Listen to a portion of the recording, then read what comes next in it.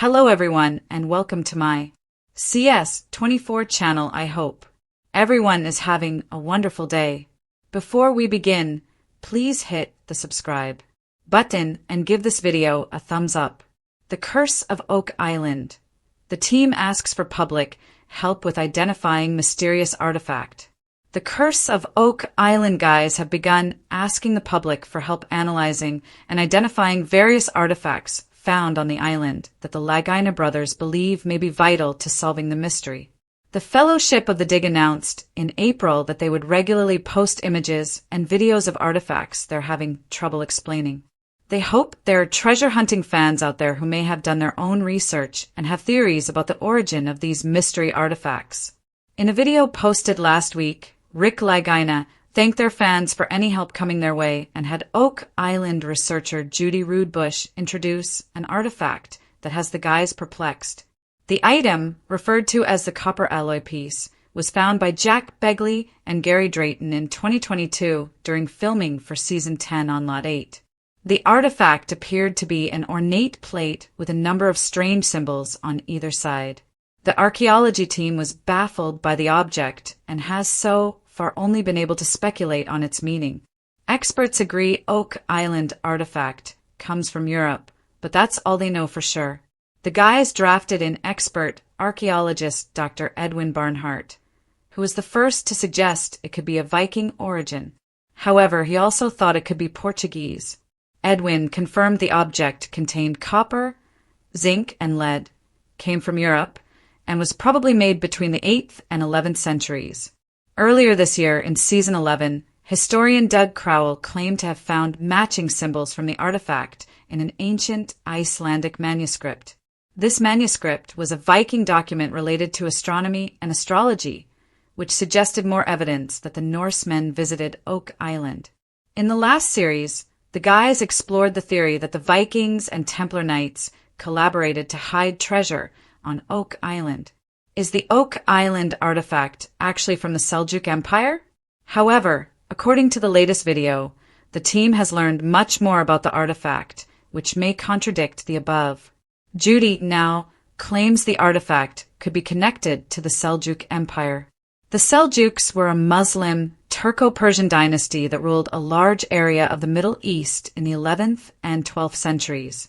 Judy also stated that a University of New Brunswick study concluded the lead in the artifact was mined in Greece. They also reckon it is part of a much larger piece. The summer sun sank low over Oak Island, washing the narrow spit of land in a golden light that seemed almost holy. From above, the island looked quiet, a serene patch of forest and rocky coastline, but anyone who knew the story knew better. Beneath the surface lay centuries of secrets, tunnels, traps, and perhaps treasure that had lured men to ruin. For Rick and Marty Lagaina, this was another season of determination, another chance to pierce the veil of mystery. But tonight, gathered in the war room, the team faced something unusual, something so perplexing that they had decided, for the first time, to call upon the wider world for answers. On the large table in front of them lay the artifact. It was no larger than a man's hand, darkened by centuries of earth and water. A strange object of carved metal, with curving lines and a faded etching that defied immediate understanding. Even the island seasoned team, archaeologists, blacksmiths, and historians, could not pin down its origin. Marty leaned back in his chair, running his hand through his hair. I'll say it again. In all the years we've dug, all the coins, buttons, and tools we've unearthed, I've never seen anything like this. It doesn't look European, not in the way we're used to. It doesn't look Micmac either. Rick, always the careful thinker, leaned closer, studying the grooves with a flashlight. And yet it was found in the Money Pit spoils. That places it right at the heart of the mystery. He looked up at the others, eyes steady. We can't keep this one to ourselves. We need help. Craig Tester crossed his arms, his voice calm but weighted with curiosity. You're suggesting we release it to the public? Exactly, Rick replied. We show the world what we've got. Somewhere there's an expert, a historian, maybe even a collector who has seen something like this before.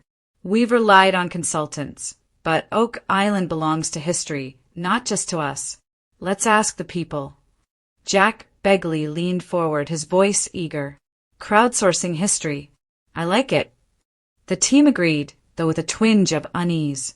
Oak Island had always walked the fine line between revelation and secrecy.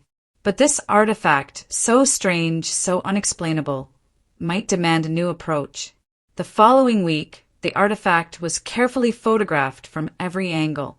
Its unusual markings were enhanced under infrared light, revealing faint designs, interlocking circles, a cross-like pattern, and what seemed to be the outline of a ship. These images were shared across social media, the History Channel's website, and international archaeology forums with a simple message. Help us solve the mystery. Can you identify this artifact? The response was overwhelming. Within hours, emails poured in. Thousands of people, from armchair archaeologists to university professors, offered theories. Some claimed it was medieval, pointing to similarities with Templar relics. Others argued it resembled early navigational tools. A surprising number insisted it was Phoenician, evidence of ancient transatlantic voyages. The war room became a command center of speculation. Alex Lagina and historian Charles Barkhouse sifted through the most promising leads, projecting them onto the big screen. This one, Charles said, tapping the screen, suggests the markings are related to Norse compass roses, used by Viking sailors. Another email claimed the grooves matched ceremonial designs from West African cultures. A third pointed out the possibility of Portuguese craftsmanship, citing shipwreck artifacts off the Azores. Marty raised an eyebrow. So it's either Viking, Portuguese, Templar, or African. That narrows it down. His sarcasm drew laughter, but beneath it was the electric charge of possibility. Rick, however, kept his focus. Every theory teaches us something, and one of these could be right. Among the flood of responses, one message stood out. It came from a retired museum curator in Seville, Spain. His subject line read simply, "I've seen this before." When the team opened the email, silence filled the war room.